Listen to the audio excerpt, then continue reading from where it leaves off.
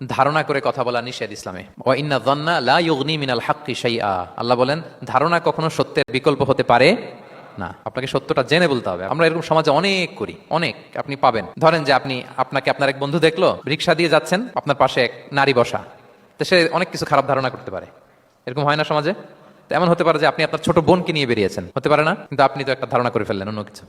বা আপনার ভাগ্নিকে নিয়ে বের হয়েছেন, আপনার খালাকে নিয়ে বেরিয়েছেন কোনো কাজে, ডাক্তারের কাছে, কিছু একটা হতে পারে। কিন্তু তাকে দেখেই আমি এদিক সেদিক বলতে আরম্ভ করলাম যে ওকে তো দেখছি এরকম এরকম এরকম। আছে না নাই? আমাদের সমাজে আমি দেখেছি যে কারো যদি ঠোঁট কালো হয় তো মানুষ ধারণা করে নেই লোকটা মনে হয় সিগারেট খায়। কিন্তু সিগারেট সেবন করা ছাড়াও কারো ঠোঁট কালো হতে পারে কি পারে না বলেন?